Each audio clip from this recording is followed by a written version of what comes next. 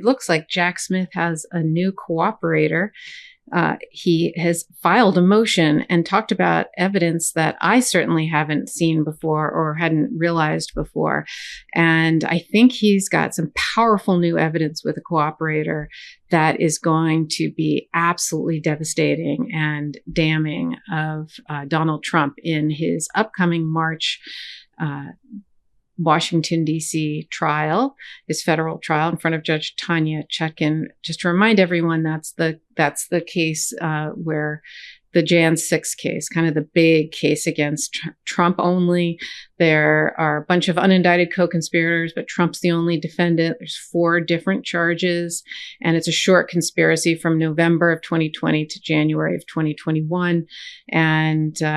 And the evidence is very tight in that case, right? It's just to show, to essentially show that he tried to interfere with the electoral counting of, the vice president had to count the electoral votes on January 6th, and that he was basically trying to steal democracy from all of us. So that's that case. And in this motion that was filed today, it's called a 404B motion, which is something that the government is required to do. It's very standard. This is done in almost every case. And it's the motion to show, it's actually to seek permission to put in your direct case evidence of prior bad acts or prior uncharged crimes. Because typically, when you are a prosecutor, you are limited by the 4 corners of the indictment, and you're only allowed to show and prove the elements of the crimes charged there, and only evidence that's relevant and admissible to prove those counts can come in. And so, for example, if you're somebody who has, committed prior crimes, that can't come in because that would be deemed that would be prejudicial and would go towards you. It would make it seem like you're a criminal because you've committed crimes before, and they call that propensity. And propensity evidence is not allowed.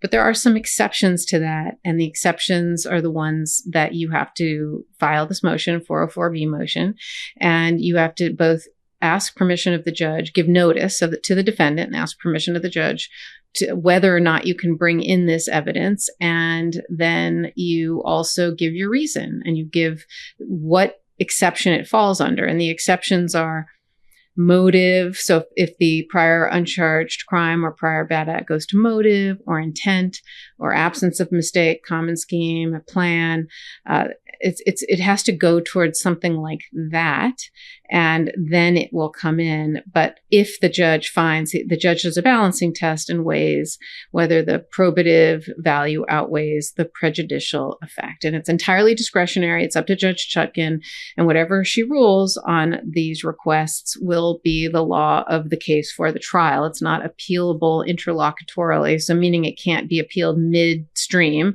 You'd have to wait for a conviction and then appeal later. You make a record if you're a defendant and say, I object to this, and then you appeal later, unlike the presidential immunity appeal that's happening right now midstream, right? That's called an interlocutory appeal. And there's certain things that are allowed to be appealed midstream, things that are like fundamental to the case, like whether or not he's immune, right? Presidential immunity. And that's a big one, right? And the Supreme Court, if they decide to hear that at this time, that could make it so this case does not go in March. I think that's the one thing that could potentially derail this case from going in March. But Judge Chutkan, who is just a great judge so far, I think she's just doing a phenomenal job, and her legal rulings are spot on. She seems to be one who's trying to keep this in March. So let's see if she's able to.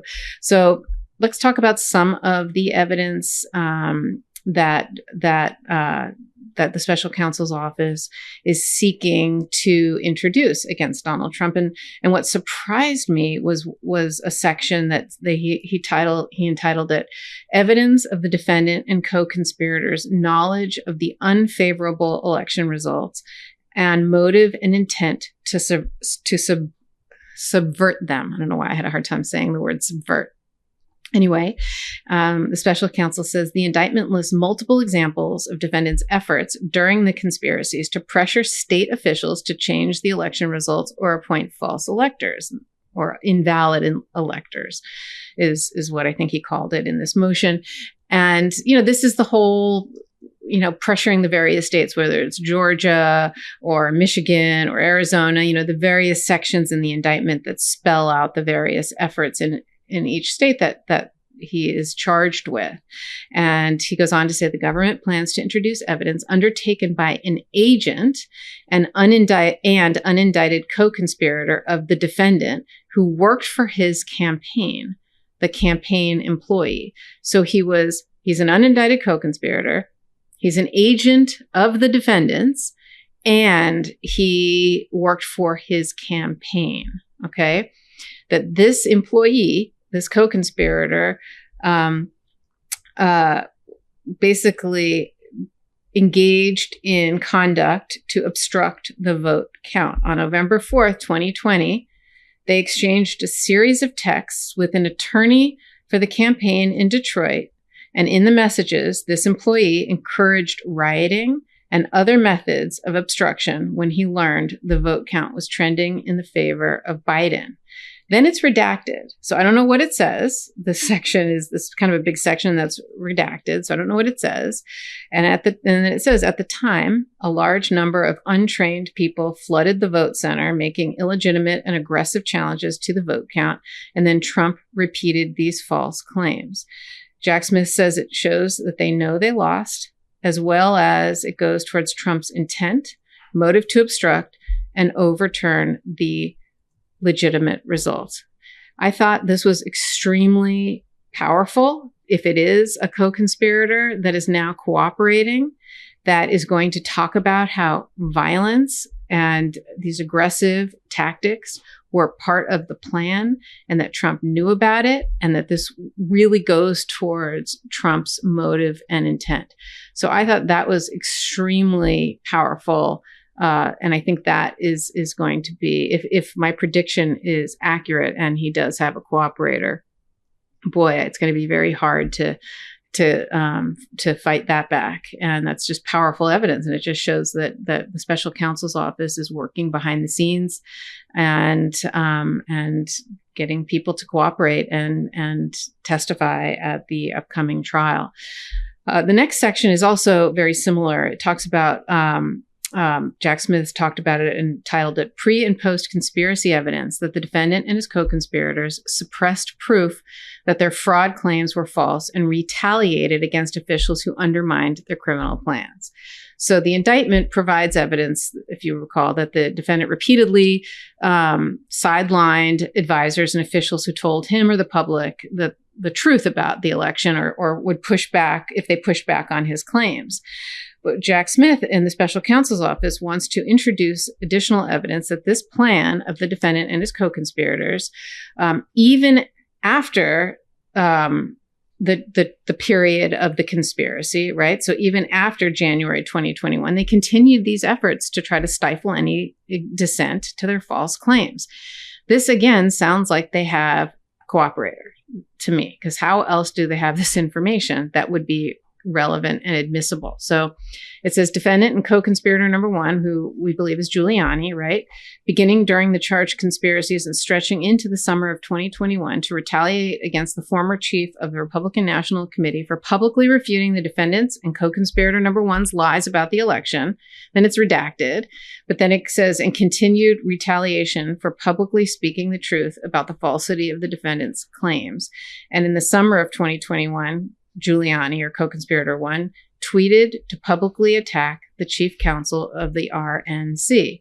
And Jack Smith goes on to say the aggressive, stifling dissent against the election fraud claims before, during, and after the charged conspiracies is admissible to show the defendant and his co-conspirators have knowledge that their fraud claims were false to establish their plan for depicting the election lies as true, and shows their intent to silence anyone who refuted their false claims.